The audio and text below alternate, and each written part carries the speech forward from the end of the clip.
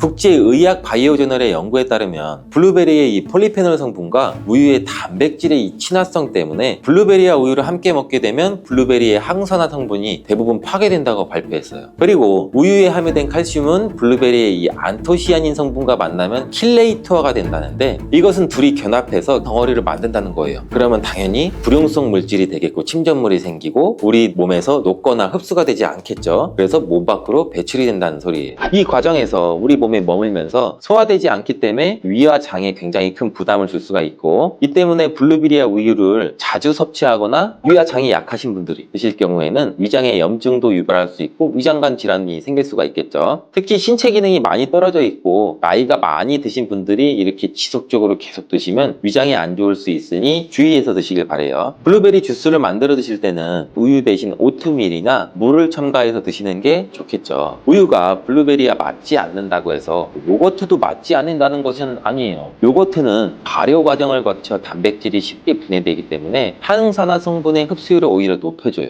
요거트에 냉동 블루베리를 얹어서 먹는 것은 좋은 블루베리를 먹는 방법이 되겠습니다. 블루베리를 드실 때 주의하셔야 할 분들도 있어요. 블루베리에는 살리실산이라는 성분이 있는데 이것 때문에 알레르기 반응을 일으키는 분들이 간혹 있거든요.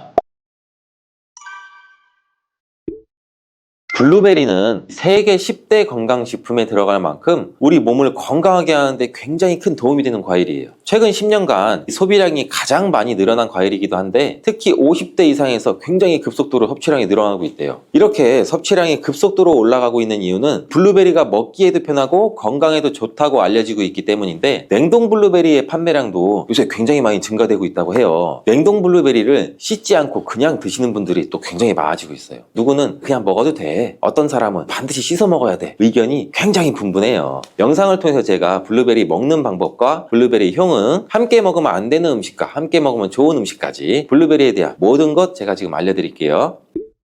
먼저 냉동 블루베리를 씻어야 되느냐 그냥 먹어도 되느냐, 제가 정리해 드릴게요. 결론부터 말하자면 씻어서 드시는 것이 안전하다입니다. 먼저 냉동 블루베리를 구입하셨다면 식품의 유형을 한번 확인하시기 바래요. 식품 유형에 과체 가공품이라고 적혀 있다면 씻어서 냉동한 블루베리이기 때문에 그냥 드셔도 되시긴 해요. 근데 식품 유형에 농산물이라고 표기가 되어 있다면 이것은 씻지 않고 냉동되어 유통된 블루베리이기 때문에 반드시 씻어서 드시는 게 좋아요. 근데 간혹 식품 유형이 표기가 되어 있지 않은 제품들도 있는데 이런 제품은 당연히 씻어 드시는 게 좋겠죠. 2022년 한국소비자연맹에서 현재 시중에 판매되고 있는 냉동과일, 블루베리, 망고, 딸기 등등 제품을 선정해서 안전성 평가를 했는데, 과체 가공품 같은 세척과일 제품에서 미생물, 잔류농약, 곰팡이, 독소 등의 검사에서 규격 기준에는 적합하긴 했지만 이 미생물과 잔류농약이 검출된 제품들도 있었어요. 이 자료를 바탕으로 한다면 이 냉동 블루베리 제품도 이미 씻어서 유통이 되고 있다고 할지라도 한 번 정도는 씻어 드시는 게 좋겠어요. 블루베리 씻는 방법은 흐르는 물에 약 30초 정도만 씻어주면 되는데, 깨끗이 빡빡 씻는다고 블루베리를 물에 오래 담가두거나 흐르는 물에서도 오래 씻으면 안 돼요. 블루베리에 함유된 안토시아닌 성분은 수용성이기 때문에 영양소가 다 빠져나가 버릴 수 있어요. 잔류 농약 또한 수용성이기 때문에 흐르는 물에 약 30초 정도만 씻어도 충분하니 걱정 말고 드셔도 괜찮습니다. 블루베리는 특별히 생과일보다 냉동 블루베리가 이 안토시아닌 함량이 높다고 해요. 이 시드니의 뉴사우스 웨일즈 대학의 연구진이 블루베리를 건조, 냉장, 냉동했을 때 핵심 영양소가 어떻게 변화되는지 실험을 했는데, 안토시아닌의 함량이 블루베리 1g당 생과일일 때는 7.2mg, 냉장 보관했다가 2주가 지났을 때는 5.7mg로 줄었고 건조했을 때는 4.3mg로 더욱 줄었대요. 근데 냉동 한 달 후에는 8.1mg으로 오히려 생과일 때보다 늘어났고, 냉동 3달이 지나자 7.9mg로 소폭 줄었지만 역시 생과일 때보다 많은 함량이 확인되었다고 해요. 실험 결과로만 보면 블루베리는 냉동으로 드시는 것이 가장 많은 영양분을 섭취할 수 있다는 말이 되겠네요. 추가로 눈 건강이나 심혈관 질환, 당뇨 등에 도움이 많이 되는 시중에 이 안토시아닌 함량이 개런티된 영양제도 많이 나와 있으니 꼭 블루베리나 빌베리와 같은 영양제를 드시려면 건강기능 식품으로 제조된 안토시아닌이 최소 최소 50mg 개런티 된 제품을 드시는 게 굉장히 좋겠죠. 그렇다면 다른 채소나 과일은 냉동했을 때 핵심 영양소의 함량이 어떻게 될까요? 이 영양소에 따라 보존력이 강한 것도 있고 약한 것도 있는데, 딸기의 한 종류인 이 라즈베리는 폴리페놀 성분이 핵심 영양소예요. 생과일일 때보다 냉동일 때가 킬로그램당 폴리페놀 함량이 약 100mg 정도 상승하는 것으로 나타났고, 당근의 경우에는 핵심 영양소가 이 베타카로틴이라는 거 많이들 알고 계시잖아요. 냉동 보관했을 때 3개월이 지나면 베타카로틴의 함량이 현저히 떨어져요. 이렇듯 냉동 채소, 냉동 과일은 핵심 영양 성분에 따라서 함량이 높아질 수도 있고 낮아질 수도 있어요.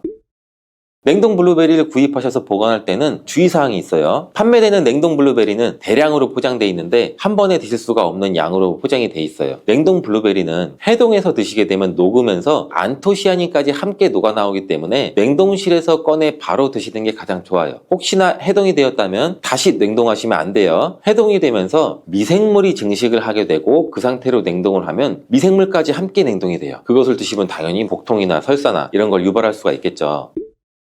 블루베리의 핵심 영양소인 안토시아닌은 폴리페놀의 일종으로 식물에 굉장히 많이 함유된 청자색을 띠는 성분이에요. 블루베리의 색깔이 짙은 보라색을 띠는 것은 바로 이 안토시아닌 성분 때문에 그런데, 안토시아닌의 과일별 함량에서는 빌베리 블루베리가 가장 높은 함량을 가지고 있는 것으로 알려져 있는데, 안토시아닌 함량이 높고 좋은 빌베리일수록 우리가 먹었을 때 입안에 보랏빛으로 착색이 심하게 되는 경우가 많아요. 인공색소가 아니기 때문에 전혀 걱정 안 하셔도 되고, 10분 정도 지나면 자연히 없어지니 시중에 빌베리, 블루베리가 포함된 건강기능 식품을 드셨을 때 오히려 착색이 되더라도 전혀 걱정하지 않으셔도 돼요. 안토시아닌의 가장 큰 효능은 눈을 건강하게 한다는 것. 이 안토시아닌은 로놉신의 제합성을 촉진시켜서 이 시력을 보호하고 백내장이나 안구건조 등 망막염 등 눈질환을 예방하기도 해요. 눈의 피로와 노화를 방지해서 초기 근시도 예방하는 것으로 알려져 있는데, 강력한 항산화 물질인 이 안토시아닌은 우리 몸의 활성산소를 제거해서 세포의 노화를 방지해 주는데 뇌 세포의 노화까지 같이 예방을 해준다고 해요. 폴리페놀 성분인 이 안토시아닌은 우리 뇌의 신경세포를 보호해주고 신경 전달 물질의 분비를 촉진시켜 뇌 기능도 향상시켜주면서 뇌의 해마를 자극해서 기억력도 향상시키고 치매를 예방하는 데도 도움을 줄 수가 있다고 해요. 이 테로스틸벤 성분이 뇌의 신경 전달 물질인 도파민과 노르에피네프린의 분비를 촉진시켜서 집중력을 향상시키는 데에도 도움을 주는 것으로 알려져 있고요. 간단히 말하자면 블루베리를 꾸준히 섭취하시면 기억력, 집중력을 향상시키고 치매를 예방하는 데에도 조금이나마 도움을 줄 수 있다는 거예요. 또한 활성산소를 제거하는 이 안토시아닌은 피부 미용에도 굉장히 좋은 효능을 발휘하는데, 이 피부 노화를 방지할 뿐만 아니라 염증을 제거하고 억제하는 효과도 있어 여드름 피부를 개선하는 데에도 도움이 돼요. 또한 비타민과 미네랄이 풍부해서 피부를 건강하게 유지하고, 풍부한 안토시아닌과 비타민C는 피부의 수분을 유지하는 데도 도움을 주고 주름도 예방하고 피부 톤도 밝게 하는 데도 도움을 줄 수가 있죠. 그리고 풍부한 식이섬유는 장의 운동을 촉진시켜주고 장내의 노폐물도 흡착하고 배출을 시켜서 피부 트러블 개선하는 효과도 같이 가지고 있어요. 나이가 들면서 머리 숱도 줄어들게 돼서 탈모를 걱정하시는 분들도 굉장히 많은데, 블루베리가 탈모 예방에도 굉장히 효과적이에요. 블루베리에 들어있는 이 안토시아닌은 튼튼한 모발이 자라날 수 있도록 모낭세포를 자극해주고 두피세포의 노화를 예방해서 탈모를 또 예방하게 되는 거예요. 블루베리에 함유된 또 비타민C는 머리카락 조직 형성에 필수적인 성분이고 콜라겐 생성을 촉진시킬 수 있는 성분이어서 모발을 강화하고 두피 건강을 증진하는 데에도 굉장히 큰 도움이 돼요. 항산화 성분이 안토시아닌은 머리카락 세포도 송산시키는 이 자유라디칼을 제거하고 머리카락 손상을 예방하는 데 도움이 돼서 탈모를 또 예방하는 그런 원리죠. 블루베리는 당뇨의 위험이 있는 분들한테 굉장히 큰 도움이 되거든요. 블루베리, 빌베리는 혈당 수치를 낮춰주고 당분을 에너지원으로 사용하는 이 신진대사의 과정을 촉진해주는 효능이 있어요. 미국의 당뇨병 협회는 빌베리, 블루베리를 당뇨병 슈퍼푸드라고 부르면서 블루베리를 꾸준히 드시면 인슐린 감수성을 향상시키고 혈당을 낮추는 데 도움이 된다고 발표했어요. 블루베리에 대한 연구를 굉장히 많이 진행을 했는데, 하루에 약 150g의 블루베리를 섭취한 실험군은 혈당 스파이크의 발생이 현저히 낮아졌고 인슐린 수치 또한 낮아진 것으로 확인되었다고 발표했어요. 블루베리에 함유된 이 안토시아닌뿐만 아니라 칼륨, 비타민 B6는 또 심장 건강을 지키는 데 굉장히 큰 도움을 주는데, 이 성분은 우리 몸의 콜레스테롤과 혈액의 지방을 감소시켜서 혈액순환을 또 원활하게 해준다고 해요. 이러한 효능으로 심장마비나 협 협심증을 일으키는 죽상동맥경화증을 예방하는데 굉장히 큰 도움을 주게 되죠. 또한 호모시스테인이 우리 몸에 과다하게 축적이 되면 혈관을 손상시켜요. 그리고 혈전을 생성해서 이 심장마비, 뇌졸중 이런 심혈관 질환을 유발할 수 있는데, 블루베리의 풍부한 엽산과 비타민 B6는 호모시스테인의 축적을 방지해서 심혈관 질환도 예방할 수가 있어요. 블루베리를 많이 드시는데 이 블루베리 잎에는 관심이 별로 없는 것이 사실이에요. 블루베리 잎이 열매의 항산화 효능보다는 뛰어나다고 하는 사실 알고 계신가요? 블루베리 잎은 열매보다 이 안토시아닌 함량이 또 높고, 또한 폴리페놀의 일종인 클로로겐산의 함량도 높아서 열매보다 항산화 효과가 20배에서 30배 정도 높은 것으로 알려져 있어요. 굉장히 놀랍지 않아요? 이러한 블루베리 잎은 차로 우려서 드시면 되는데, 물 1리터 정도에 잎 약 4g 정도를 넣고 10분 정도 끓인 후에 식혀서 드시면 돼요. 블루베리가 새콤달콤 맛이 난다면 블루베리 잎차는 구수한 맛이 나더라고요.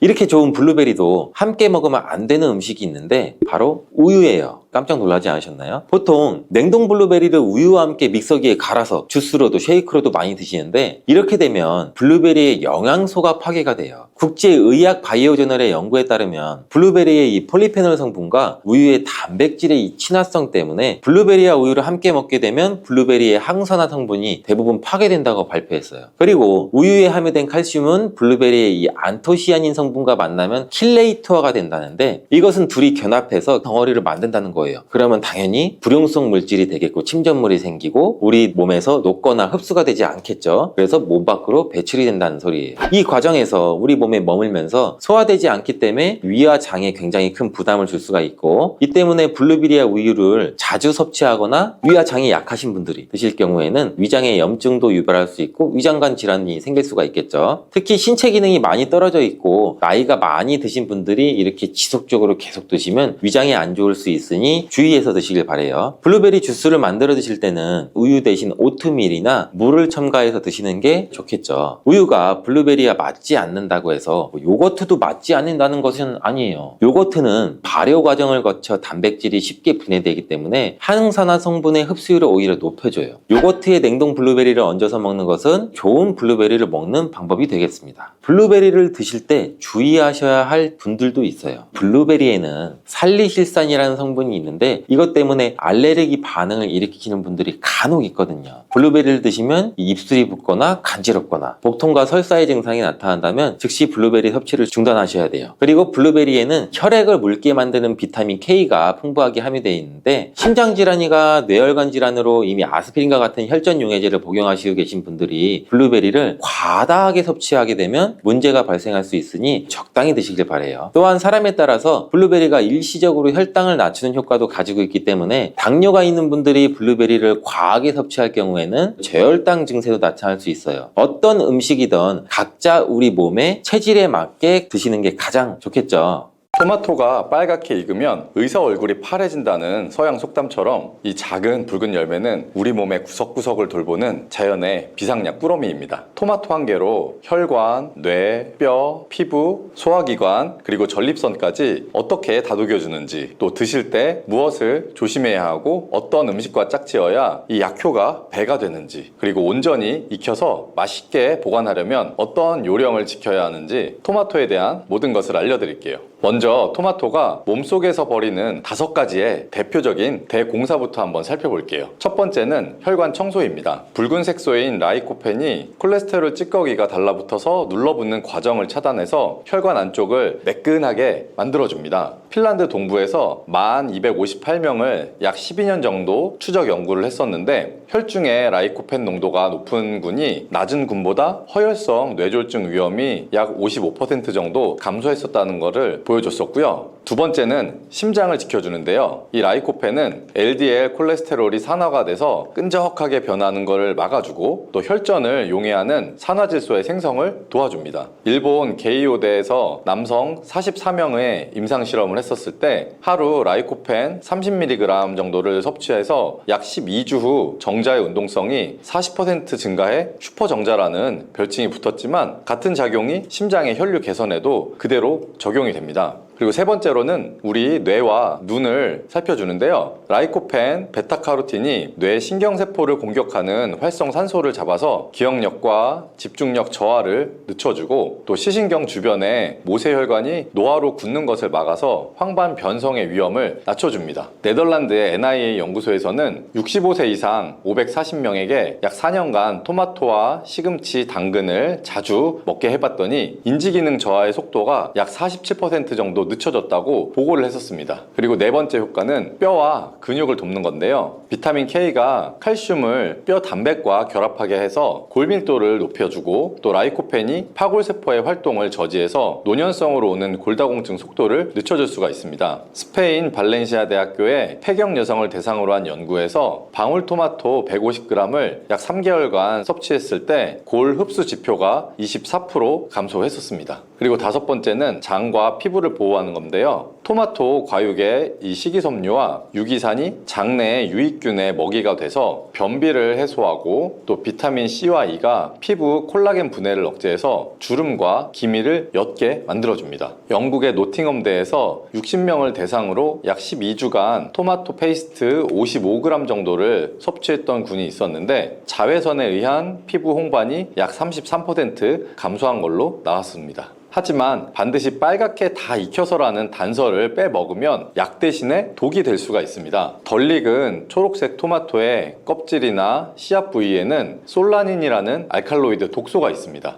이 솔라닌은 우리의 위장관의 신경을 자극해서 메스꺼움이나 복통 또 현기증을 일으킬 수가 있고 고용량에서는 심박이 불규칙을 유발할 수가 있습니다. 토마토를 완숙 단계로 우리가 후숙을 시키면 이 솔라닌 함량이 약 10분의 1 이하로 떨어지니까 꼭지 근처에 녹색 띠가 혹시 남아있다면 신문지에 싼 다음 실온에서 2일 이상 두고 드시면 좋습니다. 그리고 후숙 시에는 이 종이봉투 안에 사과 조각을 넣으면 사과에서 내뿜는 에틸렌 가스 덕분에 더 빨리 익힐 수가 있습니다. 그리고 토마토와 상극인 음식 5가지도 기억해 두시면 좋은데요. 첫 번째는 삶은 감자와 고구마입니다. 여기에 전분이 라이코펜과 결합해서 흡수율이 약 20% 이상 줄어들 수가 있고 또 이 전분의 소화로 가스가 많이 생기다 보면 배의 더부룩함이 심해질 수가 있습니다. 두 번째는 설탕인데요. 비타민 B군을 대사 과정에서 대량 소모하기 때문에 피로 회복과 면역력을 깎아먹는 효과를 발생할 수가 있습니다. 그리고 세 번째는 생오이와 양배추입니다. 아스코르비나아제나 미로시나아제가 비타민 C를 산화를 시키기 때문에 항산화력이 줄어들 수가 있습니다.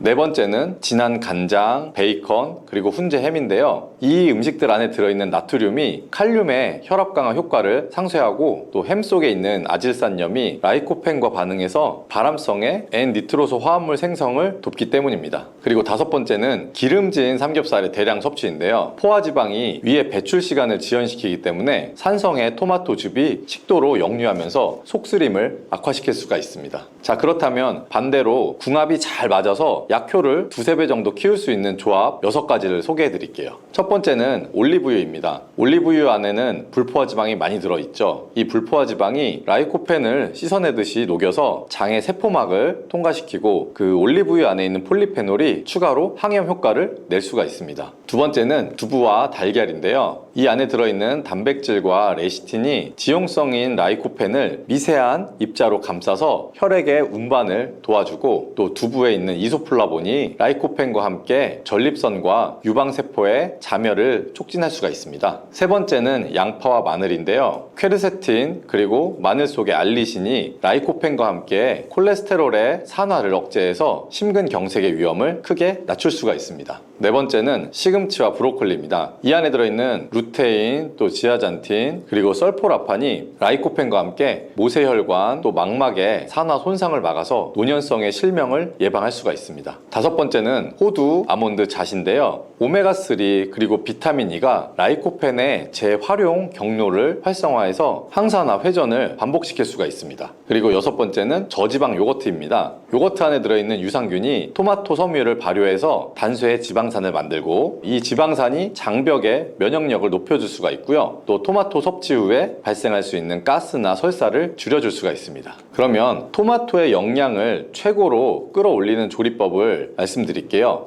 약 100도씨 이하의 약불에서 7에서 10분 정도 가열을 하고 여기에 기름 한 큰술을 넣는 공식입니다. 대표적인 조리법 3가지를 바로 알려드릴게요. 첫 번째는 토마토 달걀 볶음입니다. 중간 크기의 토마토 2개를 약 1.5cm 정도 큐브로 썰어서 여기에 올리브유 한 큰술, 다진 양파 약 4분의 1개, 그리고 소금 2꼬집 정도를 넣고 약불에서 5분 정도 볶다가 풀어둔 달걀 2알을 넣어서 약 2분간 저어주면 됩니다. 이렇게 드시면 아침 한 접시에 단백질 약 15g, 라이코펜 18mg, 또 비타민C 25mg이 들어있어서 혈관과 뇌 그리고 위장을 위한 조식으로 아주 손색이 없습니다. 두 번째는 토마토 두부 조림인데요. 구운 두부 150g을 팬에 담고 토마토 3개를 굵직하게 썰은 다음에 여기에 들기름 2분의 1큰술, 또 국간장도 2분의 1큰술, 그리고 물 50ml를 넣고 뚜껑을 덮은 다음 8분 정도를 조립니다. 이때 들기름은 조리 마지막 1분 정도에 두르시는 것이 좋고요. 이렇게 하면 들깨의 오메가3와 토마토의 라이코펜이 결합해서 관절염과 또 치매 예방에 시너지 효과를 낼 수가 있습니다. 세 번째는 토마토 양파 수프입니다. 잘 익은 토마토 4개를 십자로 칼집을 내서 90도씨 물에 약 30초 정도 데친 뒤에 껍질째로 큼직하게 썰어두고 올리브유 한 큰술에 슬라이스 양파 1개를 투명해질 때까지 볶다가 토마토, 물 약 400ml, 그리고 월계수잎 1장을 넣고 중약불 정도로 10분만 끓입니다. 여기에 소금이나 후추로만 간을 하시면 밤참으로 드셔도 속이 편안하고 또 냉장 보관 후에 다음날 차갑게 마시면 여름 더위 해소용으로도 아주 좋습니다. 자, 그리고 토마토를 생즙이나 주스로 드실 때는 2가지를 지키시는 것이 좋은데요. 첫 번째는 착즙한 후 약 30분 이내에 드셔야 공기에 닿아서 비타민C가 파괴되지 않고요. 두 번째는 드시는 양을 약 200ml 이하로 나눠서 마시고 빨대를 사용하거나 또는 1대1로 물로 희석해서 치아의 산 부식을 방지하시면 좋습니다. 과당의 대량 섭취는 혈당 스파이크를 일으킬 수가 있기 때문에 주스 한 컵이면 충분합니다. 그리고 토마토는 보관 요령도 매우 중요한데요. 완숙의 토마토는 약 12에서 18도씨 서늘한 그늘이 가장 보관하기가 좋습니다. 우리나라 여름에는 실온의 온도가 약 26도를 넘기 때문에 신문지에 싸거나 달걀판 형태의 종이 받침 위에다가 꼭지를 아래로 향하게 해서 놓고 통풍을 확보하시면 좋고요. 약간의 푸른기가 남아있는 토마토는 종이봉투에 사과 조각과 함께 넣으면 약 48시간 내에 균일하게 숙성시킬 수가 있습니다. 그리고 이미 잘라둔 토마토는 이 자른 면이 공기에 마르지 않도록 올리브유를 살짝 바르고 랩으로 밀봉한 후 냉장 야채칸에 두면 약 48시간까지 맛이 그대로 유지가 됩니다. 만약 장기 보관하고 싶으시다면 첫 번째로는 슬라이스로 냉동을 하시거나 두 번째는 소금이나 허브 없이 순수한 토마토만 약 30분 정도 끓여서 농축한 홈메이드 파사타로 냉동을 하시거나 또 세 번째로는 반건조 토마토 올리브유 절임, 이 3가지가 활용도가 가장 높습니다. 슬라이스 냉동은 볶음밥이나 찌개용, 파스타나 토마토 수프의 베이스로 쓰시면 좋고 반건조한 절임은 샌드위치나 샐러드 토핑으로 아주 훌륭합니다. 하루에 적정 섭취량을 구체적으로 잡아드리면 정상을 유지하는 건강인은 중간 크기의 토마토 2알 정도면 충분하고요. 고혈압이나 이상 지질 혈증을 관리 중인 분이시라면 라이코펜이 약 20mg 이상이 필요한데요. 완숙 토마토 2알을 올리브유와 함께 가볍게 익혀서 드시면 목표 수치를 넘길 수가 있습니다. 그리고 당뇨가 있어서 혈당 관리가 필요하다면 껍질째 으깨서 나온 냉 토마토 수프 한 컵을 식후에 드시면 식이섬유나 이 유기산 덕분에 혈당 상승이 완만해질 수가 있습니다. 그리고 혹시 만성 신부전으로 인해 투석을 하는 환자분 같은 경우에는 식단 지침을 고려해서 완숙의 방울토마토 약 4알 정도로 조절하시면 좋고요. 섭취 전에 60도씨 물에 1분간 데쳐서 칼륨의 용출을 추가로 확보하면 더 안전합니다. 실생활에서 토마토를 또 건강하게 드실 수 있는 방법도 하나 알려드릴게요. 아침 7시 양치한 후 토마토 달걀볶음 한 접시와 현미밥 반 공기로 속이 편안한 고단백 식사를 한번 해보세요. 낮 12시에는 반찬으로 토마토 양파 무침을 하면 좋은데요. 방울토마토 10알 정도를 반으로 자르고 여기에 여기에 양파 3분의 1개를 얇게 채로 썰어서 끓는 물에 10초 정도 데쳐서 매운맛을 좀 빼시고요. 올리브유 하나 작은술, 또 식초 2분의 1 정도의 작은술, 그리고 꿀 몇 방울, 또 소금 한 꼬집 정도를 버무리시면 자극 없이 아주 상큼하게 드실 수 있습니다. 그리고 오후 3시 덥고 지칠 때는 냉 토마토 스프 작은 컵 약 100ml 정도를 얼음 한 조각을 넣어서 마시면 사이다보다 속이 시원해집니다. 그리고 저녁 6시에는 저염된 두부와 또 시금치 그리고 토마토 스튜 한 그릇이면 단백질, 칼슘, 라이코펜 그리고 루테인까지 안전하게 챙길 수가 있습니다. 만약 고기 반찬이 당길 때는 돼지고기 대신 오징어 60g을 데쳐 넣어도 소화가 부드럽게 잘 될 수 있고요. 밤 9시 이후에는 산성 음식에 피로감이 나타날 수 있기 때문에 토마토는 하루에 여기 정도까지만 드시고요. 대신 견과류 한 줌으로 마무리하면 오메가3가 라이코펜의 재활용을 도와주면서 숙면을 준비해 줄 수 있습니다.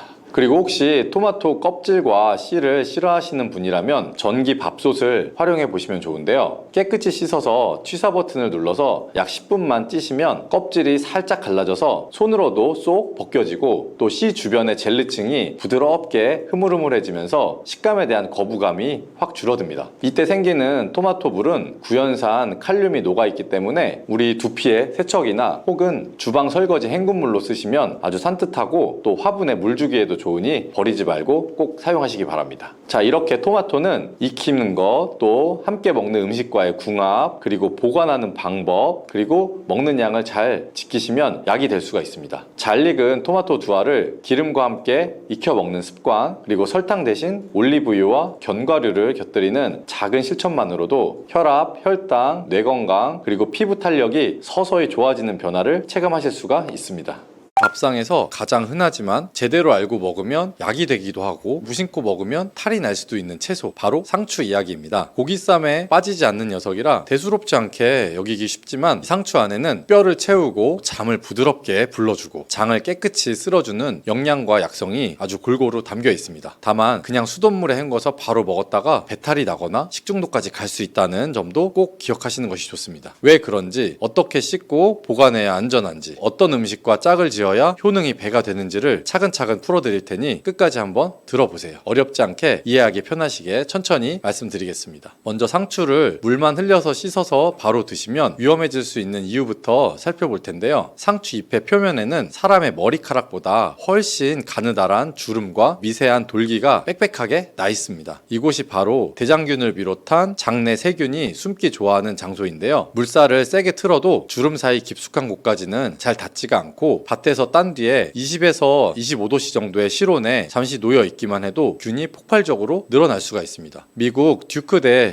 식품안전연구팀이 실험한 결과에 따르면 씻은 상추를 실온에 30분만 두어도 대장균 수가 10배 가까이 늘었고, 반대로 4도씨 이하의 냉장에 30분간 넣었을 때는 균의 증식이 멈추거나 절반 이하로 줄었다고 합니다. 흐르는 물로 후다닥 씻어서 곧바로 접시에 올리는 것이 오히려 균을 살려서 몸속에 옮기는 셈이 되는 것이죠. 그렇다면 안전한 세척의 보관법은 어렵냐고요? 전혀 아닙니다. 단계를 4가지만 기억하시면 되는데요. 첫 번째는 한 장 한 장 잎을 떼서 미지근한 물에 약 5분 정도 담가 두어서 묵은 먼지와 농약의 찌꺼기를 불려주시고요. 둘째는 흐르는 물에서 살살 흔들면서 씻되 밑동에서 잎 끝의 방향으로 쓸어내려서 주름의 안쪽까지 물이 스며들게 합니다. 셋째는 깨끗한 행주나 키친타월로 물기를 톡톡 눌러서 닦고 잎을 두세 조각으로 손으로 찢습니다. 잎을 자르거나 찢는 일을 꼭 하시는 이유가 있는데요. 상추가 손상이 되면 락투카리움이라는 흰색의 진액이 조금씩 배어 나오는데, 이 속에 든 락투신, 락투코피크린 등이 세균을 억제하고 신경을 부드럽게 해주는 성분이라서 잎을 통째로 둘 때보다 약 1.5배 이상 항균과 진정력이 높아진다는 보고가 있습니다.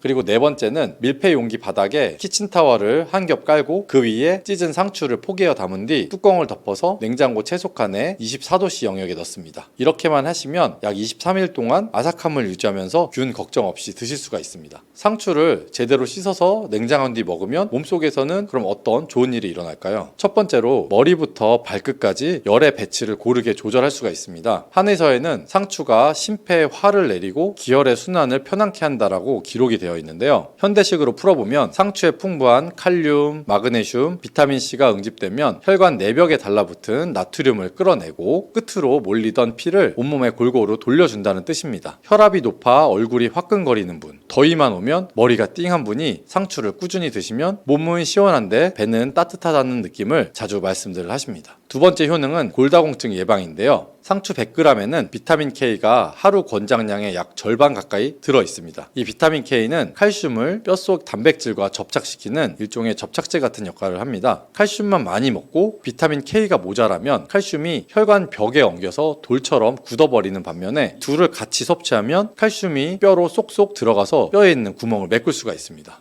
그래서 골다공증이 걱정되기 시작하는 50대 이후에는 우유 한 컵보다 상추 5잎이 더 실속 있다는 말이 나오는 것이죠. 세 번째는 신경의 안정과 숙면인데요. 아편, 대용, 진통제로 언급될 만큼 유명한 락투카리움, 락투신 복합물은 실제로 뇌신경세포의 과흥분을 차분히 가라앉히고 진통 완화 작용을 합니다. 바쁜 날에는 낮잠조차 못 이루는 분도 저녁 식탁에서 상추 15장, 20장 정도를 겉절이로 드시고 나면 2-3시간 뒤에 체온이 서서히 내려가면서 오늘은 눕자마자 스르르 잤다는 경험을 하셨다는 후기들이 많습니다. 불면으로 약을 오래 복용해 오신 분이라면 처음엔 락투신에 몸이 놀라서 살짝 더부룩하거나 가스가 찰 수 있는데 3-4일 정도 꾸준히 드시면 장과 신경이 동시에 적응하면서 깊은 잠이 찾아오게 됩니다. 네 번째는 장 청소와 변비의 개선인데요. 상추 수분은 95% 이상이고 식이섬유도 아주 풍부합니다. 특히 잎의 모서리와 인맥 주위의 섬유질은 수용성과 불용성이 적절히 섞여 있어서 장 안에서 젤리처럼 부풀었다가 노폐물을 감싸서 시원하게 밀어내줍니다. 장벽에 오래 붙어있던 담즙, 가스, 변, 찌꺼기가 밀려나가고 나면 대장균 등의 유해균이 살 털을 잃고 자연히 장이 편안해집니다. 이렇게 변비가 풀리면 피부의 트러블이나 혹은 여드름 그리고 잇몸 염증도 눈에 띄게 잠잠해지는 것을 많은 분이 경험하실 수 있습니다. 다섯 번째는 눈의 피로와 뇌혈관의 보호인데요. 적상추 한 장에는 녹황채소 못지않게 베타카로틴, 루테인, 지아잔틴이 들어있습니다. 이 색소들은 광선에 손상되기 쉬운 망막과 황반의 세포를 코팅하면서 눈 속의 모세혈관을 탄탄히 만들어줍니다. 컴퓨터나 스마트폰을 오래 보느라 눈물이 마르고 앞이 흐릿해지는 60대 이후에는 상추를 자주 드셔보시면 안개 낀 듯한 시야가 깨끗해졌다는 이야기들이 적지 않은데요. 이런 동일한 색소들은 뇌 혈관벽에도 작용해서 혈전 위험을 줄여주니까 치매나 중풍 예방 식단으로도 아주 손색이 없죠. 이처럼 좋은 상추지만 함께 곁들이면 시너지가 배가 되는 짝꿍들과 피해야 할 상극도 있습니다. 잘 어울리는 첫 번째 파트너는 바로 마늘인데요. 상추가 몸을 시원하게 풀어줄 때 마늘의 알리신이 속을 따뜻하게 덮여줘서 양과 음의 균형이 맞춰집니다. 실제로 위나 장의 소화효소 분비가 늘어나서 상추의 비타민 K나 A, 철분이 더 잘 흡수가 되게 되고요. 두 번째 파트너는 참기름인데요. 비타민 A와 K는 기름과 만나야 체내에서 흡수가 급격히 올라가는데 참기름 속의 불포화 지방산이 그 역할을 톡톡히 해줍니다. 상추 10장에 참기름 한 작은술만 뿌려도 흡수율이 거의 2배가 높아진다는 연구 결과가 있습니다. 세 번째 좋은 파트너는 바로 된장입니다. 된장 속에 프로바이오틱스, 아미노산이 상추가 끌어낸 장 속의 독소를 빠르게 분해해서 배출시키고 단백질까지 보충해주게 됩니다. 된장, 참기름, 살짝 곁들인 마늘 쌈이야말로 건강상 최고의 궁합 쌈이라 할 수 있습니다. 그리고 반대로 상극인 음식도 세 가지는 꼭 기억해 두시는 게 좋은데요. 첫째는 우유나 치즈 같은 유제품과 바로 붙여서 드시면 상추 속의 식물성 철분이 칼슘과 결합해서 흡수율이 크게 떨어지게 됩니다. 우유를 꼭 드셔야 한다면 한 끼 정도는 시차를 두시는 것이 좋고요. 두 번째로 산도가 매우 강한 식초 절임 혹은 매운 김치, 탄산음료를 같이 드시면 상추가 가진 알칼리 효과가 상쇄가 돼서 속쓰림이나 장의 자극이 심해질 수가 있습니다. 그리고 셋째로 오징어, 조개, 새우 등의 일부 해산물에는 아스코르빈산 산화효소가 들어있는데 효소가 상추의 비타민C를 분해해버리게 됩니다. 상추 비타민C의 면역 강화 효과를 기대하신다면 해산물과는 식사 시간을 나눠보시는 편이 유리하게 됩니다. 섭취 시에 주의할 점도 빠뜨릴 수가 없는데요. 혹시 혈액 응고를 막는 와파린을 드시는 분은 비타민 K가 많은 상추를 하루에 한 10장 정도로 제한하시는 것이 좋고 때로는 주치의와 상의해 용량을 조정하셔도 괜찮습니다. 그리고 또 상추는 몸을 약간 차게 하는 성질이 기질이 있기 때문에 속이 냉하고 설사를 달고 사는 분은 날 것으로 한 움큼씩 드시는 것보단 잎을 살짝 데쳐서 따뜻한 상추 나물로 드시면 탈 없이 드셔보실 수가 있습니다. 반대로 신장 투석을 받거나 칼륨 수치가 높은 분은 하루 장수를 약 절반가량 정도만 드셔보시는 게 좋은데요. 끝으로 상추가 좋다고 해서 그럼 집안의 온도를 잊고 상추만 챙기면 안 되겠죠. 끼니마다 기름진 고기, 탄수화물 양을 조금만 줄이고 그 여백을 상추와 다른 생채소로 채워 넣는 것이 건강 회복의 지름길입니다. 그럼 이제 오늘 배운 것을 한 끼 식탁에 한번 바로 옮겨 볼까요? 아침에는 전날 밤 씻어둔 상추 5장에서 7장 정도를 꺼내서 찬물 한번 헹군 다음에 겉절이 양념을 살짝 조물조물 묻혀서 드세요. 양념은 다진 마늘 반 작은술, 참기름 한 작은술, 깨소금 약간, 천일염 아주 살짝 정도 넣어주시면 됩니다. 점심에는 나물 대신 상추를 가로 세로 1cm 정도 길이로 송송 썰은 다음 따끈한 현미 콩밥 위에 한 줌 얹고 된장국 국물을 두어 숟가락 휘둘러서 비빔밥처럼 드시면 씹는 재미도 아주 좋습니다. 저녁에는 고기 반찬이 생기면 상추 15장 정도를 미리 접시에 펴고 마늘, 무추부침, 된장을 곁들여서 쌈으로 드십시오. 잠들기 두어 시간 전이면 락투카리움이 서서히 작동해서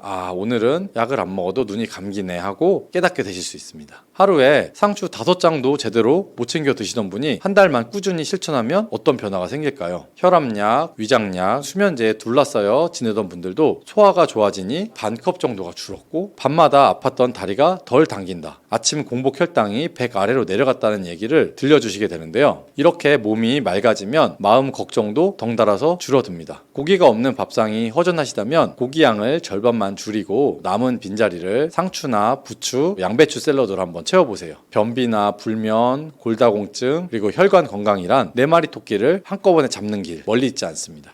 땅콩은 콩과 식물이라서 단백질이 아주 든든하고 올리브유와 닮은 불포화 지방이 많아서 혈관을 정돈해주는 아주 알찬 식품입니다. 게다가 와인으로 유명해진 레스베라트롤, 콜레스테롤 흡수를 낮추는 피토스테롤, 그리고 혈관을 넓혀주는 아르기닌, 또 몸의 세포막을 지키는 비타민 E, 엽산, 마그네슘, 구리, 망간 같은 미네랄까지 제대로만 드시면 간식이 아니라 식사와 건강의 보조가 되는 식품이 바로 땅콩입니다. 다만 잘못 먹으면 간과 췌장에 부담을 주거나 혹은 독성 곰팡이에 노출이 될 수가 있습니다. 그럼 땅콩을 어떻게 먹을 때 우리 몸에 독이 될 수가 있을까요? 첫 번째는 곰팡이 산패된 땅콩인데요. 땅콩은 기름이 절반 가까이인 식품이기 때문에 상온이나 습기에 오래 두면 기름이 산패하고 곰팡이가 자라기가 쉽습니다. 땅콩류에 생기는 곰팡이는 아플라톡신 같은 강한 발암 독소를 만들 수가 있는데요. 이 독소는 우리가 끓이거나 볶아도 사라지지가 않습니다. 혹시 한 알이라도 곰팡이가 보이면 통째로 버리시는 것이 가장 좋습니다. 아까우니까 겉만 떼고 먹어야겠다 하다가는 간을 다치게 할 수도 있다는 것을 꼭 기억하셔야 하고요. 산패도 조심해야 됩니다. 이 고소한 향이 좀 줄어들고 꿉꿉한 비린내가 나거나 약간의 크레용이나 페인트 같은 냄새가 나면 이미 산패가 어느 정도 진행이 되는 겁니다. 이거는 볶아도 냄새만 가릴 뿐 산패유의 유해성 자체는 없어지지가 않습니다. 두 번째는 과한 볶음, 또 과열한 땅콩인데요. 땅콩을 120도씨 이상 고온에서 오랫동안 가열하면 최종 당화산물이 늘고 또 일부 경우에는 아크릴아마이드 같은 발암 가능 물질이 생길 수가 있습니다. 프라이팬에 약간 태울락 말라 갈색을 넘어서 검게 탄 부분은 특히 피하시는 것이 좋고요. 집에서 볶을 때는 약한 불로 짧게 자주 뒤집어서 색이 살짝 돌 정도까지만 볶는다고 생각하시고요. 더 안전하게 하시려면 오븐에 160도씨에서 약 12에서 15분 정도 건조 굽기를 하시고 완전히 식혀서 수분을 말린 뒤에 밀폐 보관하는 것이 가장 좋습니다. 그리고 세 번째는 맥주와의 과량 섭취인데요. 땅콩은 지방이 많아서 위 배출이 좀 느린 편인데 차가운 맥주가 들어가면 위장에 혈류가 줄어서 소화가 더뎌지고 더부룩할 수가 있습니다. 게다가 알코올이 먼저 대사되는 동안 이 지방 대사는 뒤로 밀려서 체지방 합성이 쉬워지고 간에는 지방이 쌓일 수가 있겠죠. 술이 꼭 필요하시다면 차라리 기름이 적은 단백질 안주, 두부나 생선구이에 소량의 삶은 땅콩을 곁들임 정도로 드시는 것이 좋습니다. 그리고 네 번째는 멸치볶음에 땅콩을 듬뿍 넣은 건데요. 사실 이게 씹는 재미는 좋아도 영양학적으로는 상극이 됩니다. 땅콩의 피틴산이 멸치의 칼슘 흡수를 방해해서 칼슘의 보충 효과를 갉아먹게 됩니다. 그래서 멸치에는 꽈리고추나 파프리카 또는 일반 고추와 같은 것들을 곁들이는 것이 좋고요. 땅콩은 따로 간식으로 드시는 것이 훨씬 낫습니다. 다섯 번째는 많이 먹는 것인데요. 땅콩 100g은 볶았을 때 칼로리가 약 500kcal가 훌쩍 넘습니다. 한 줌 넘기 시작하면 금세 밥 한두 공기와 맞먹는 열량이 되어버리고요. 그래서 췌장이 약한 분이나 이 지방 섭취가 평소에 많은 식단을 하는 분들은 특히 주의하셔야 합니다. 이 지방은 담즙이나 췌장 효소가 많이 필요하기 때문에 소화기관에 부담을 주게 될 수가 있고요. 그렇게 과식하게 되면 복통이나 설사, 또 심한 경우에는 췌장염 재발의 방아쇠가 될 수가 있습니다. 여섯 번째는 알레르기를 가진 사람인데요. 사실 땅콩 알레르기가 적지 않습니다. 입술이나 혀가 붓는다든지 입안이 가려운 증상부터 시작해서 메스꺼움, 또 복통, 두드러기, 또 아주 심하면 호흡곤란이나 어지러움증, 실신까지 올 수가 있어서 한 번이라도 이런 의심 증상이 있었다면 절대로 다시 드시지 마시고 병원에서 한번 상담을 해보시는 것이 좋습니다. 그리고 어린아이에게 통땅콩을 주는 것도 약간 질식 위험이 있어서 좋지 않고요. 약 4, 5세 전에는 물이나 요거트에 물개뿐 100% 땅콩 버터를 소량씩 먹어보게 하는 것이 가장 안전합니다. 땅콩은 우리 심장과 혈관을 지켜주는데 도움을 줄 수가 있습니다. 땅콩 기름의 80% 정도가 올레산, 리놀레산 같은 불포화 지방이고, 이 지방이 혈관 벽에 엉겨서 붙는 LDL 콜레스테롤과 중성 지방을 낮춰주어서 피를 맑게 합니다. 레스베라트롤과 이 피토스테롤 성분이 혈관 내벽에 기름띠를 줄이고 또 동맥경화 진행을 늦춰주니까 고혈압이나 협심증, 뇌졸중 같은 혈관성 질환을 예방하는데 이만한 간식도 드뭅니다. 그리고 단백질 보충이 아주 탁월한데요. 소고기 안심 100g에 단백질이 약 26g 들어있는데 땅콩 100g에도 똑같이 26g이 들어있습니다. 이 식물성 단백질은 필수 아미노산 가운데 특히 아르기닌이 풍부해서 성장기 어린이의 키성장이나 또 50대 이후 근육 감소의 예방, 혈압 조절에 아주 알토란 같은 구실을 합니다. 또한 폐와 기관지를 촉촉하게 해주는데요. 그래서 한의학에서 땅콩은 윤폐식품으로 분류가 돼서 마른 기침이 오래 갈 때 속 껍질째 씹어서 먹으면 숨길이 부드러워진다고 알려져 있습니다. 입으로 숨을 많이 쉬어서 목이 좀 자주 따갑거나 가래가 잘 떨어지지 않아서 컥컥하는 분께도 적당량의 삶은 땅콩이 도움이 될 수가 있습니다. 그리고 땅콩은 피부와 뇌의 노화를 막아주는데요. 비타민 E와 레스베라트롤, 그리고 망간, 구리와 같은 미네랄이 세포막을 우리 몸의 산화 스트레스로부터 지켜줘서 잔주름을 늦추고 또 기억력 저하를 방지합니다. 이뿐만 아니라 혈당을 천천히 올려서 당뇨를 관리해 줄 수가 있어요. 땅콩의 혈당 지수는 13이고 혈당 부하 지수는 1에 불과해서 거의 혈당을 올리지 않습니다. 게다가 식이섬유가 풍부하게 들어있어서 탄수화물의 소화나 흡수를 지연시켜 주죠. 그리고 동시에 단백질, 지방이 배의 포만감을 오래 유지시켜서 과식을 막아줍니다. 게다가 땅콩은 장 운동을 도와서 변비를 완화해 줄 수가 있고요. 불용성이나 수용성 식이섬유가 골고루 들어있기 때문에 장 속에 부드러운 부피를 만들어서 배변을 촉진해 줄 수가 있습니다.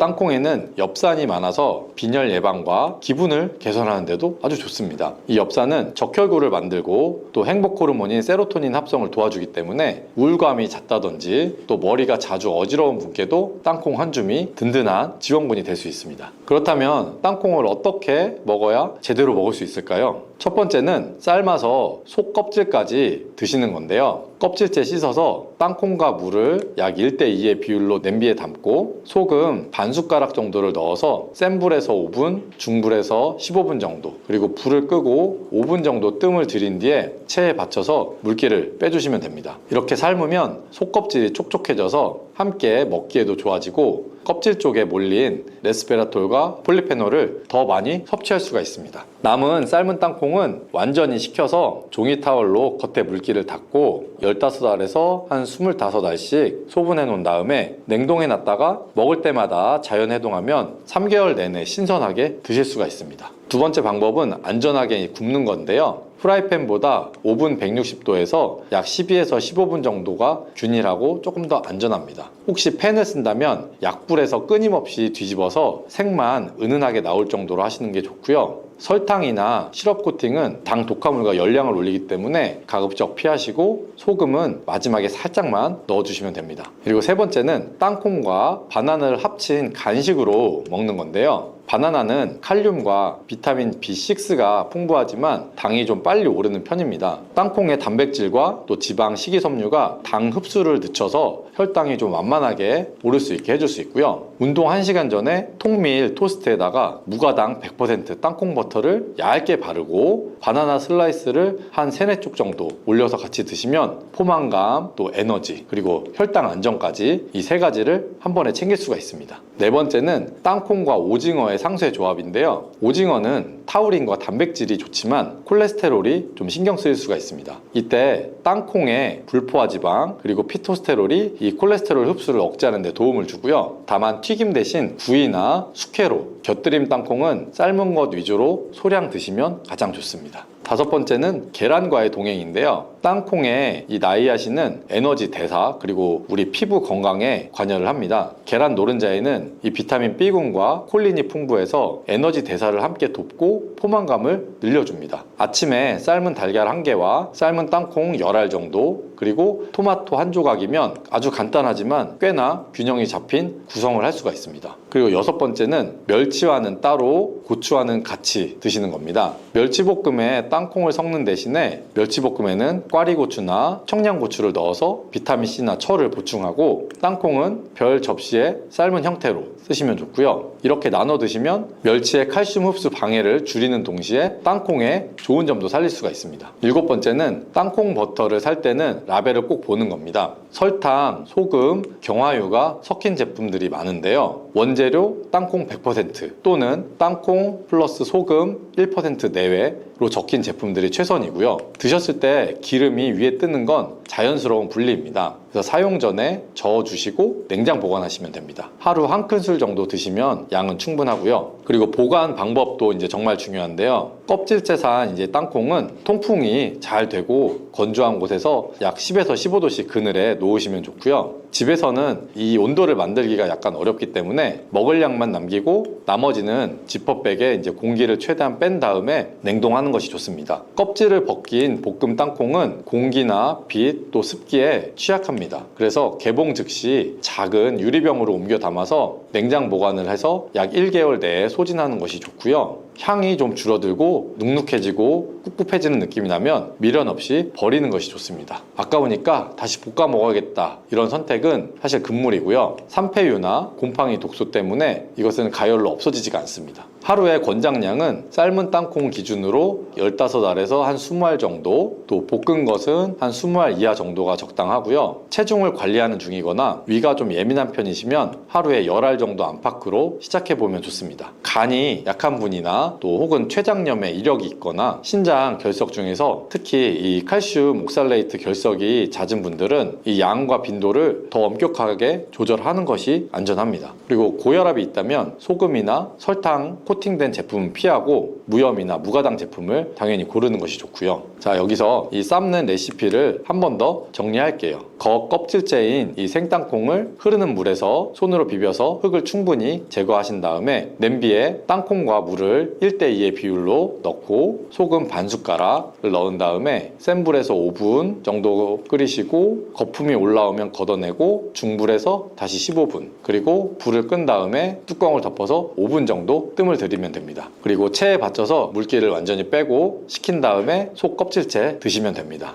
여기에다가 취향에 따라서 월계수잎 1장 또 통후추 몇 알을 함께 넣으면 잡내가 더 줄고 향이 더 좋아질 수 있습니다. 그리고 삶은 뒤에 바로 먹지 않을 거면 완전히 식힌 다음에 종이 타월로 겉에 있는 수분을 다 닦아서 소분해서 냉동하시면 되고요. 이렇게 하시는 것이 안전과 맛 그리고 영양 이 3마리 토끼를 다 잡는 방법이 됩니다. 그리고 볶아서 먹고 싶다면 팬보다 오븐이 낫습니다. 160도로 예열한 오븐에 땅콩을 한 겹으로 펼쳐서 약 12분에서 15분 정도 돌려주시고 중간에 한번 뒤집어 주면 좋고요. 가장자리가 살짝 색이 돌면 꺼낸 다음에 식힌망 위에 놓고 완전히 식혀서 수분을 날리시면 됩니다. 우리가 팬을 쓰려면 약불에서 계속 뒤집으면서 타는 부분 없이 잘 굴려주는 것이 핵심입니다. 여기에 코팅이나 설탕 시럽은 가급적 피하시는 것이 좋고요. 또 로즈마리 한두 개나 파프리카 파우더 한 꼬집처럼 허브나 향신료로 풍미를 더하면 열량 부담 없이 맛의 만족도를 더 올릴 수가 있습니다. 그렇다면 언제 먹는 게 좋을까요? 당 조절과 포만감을 원하시면 식사 전에 한 10분에서 15분 전에 미리 삶은 땅콩을 한 5알에서 10알 정도를 먼저 복용하시면 좋습니다. 그리고 아침에 빵을 드신다면 100% 땅콩버터 한 티스푼 정도를 통밀빵에다가 얇게, 그리고 위에는 바나나를 3-4쪽 정도만 해서 운동 전에 이 바나나와 땅콩버터 조합으로 든든하게 배를 채우시고, 운동 후에는 달걀이나 우유, 또 두부 같은 수분이 많은 단백질과 함께 땅콩 10알 정도면 아주 회복에도 좋습니다. 밤 늦게는 위에 소화 부담을 좀 줄이는 게 좋기 때문에 한 5알에서 10알 이내로만 드시고, 맥주나 탄산과의 동반은 피하시는 게 좋습니다. 땅콩은 아주 작지만 고열량인 단백질 불포화 지방 식품입니다. 삶아서 속껍질까지 먹으면 항산화 성분을 제대로 챙길 수가 있고, 볶을 때는 저온에서 짧게, 무가당, 무가염이 원칙입니다. 보관은 서늘한 곳에서 건조하고 차갑게 보관하시고, 변질이 만약 의심되면 반드시 버리시고, 개봉 후에는 최대한 빨리 복용하는 게 좋습니다. 멸치와는 같은 그릇에 넣지 말고요. 바나나, 오징어, 계란처럼 상호 보완할 수 있는 식품과 함께 소량씩 꾸준히 드셔보세요.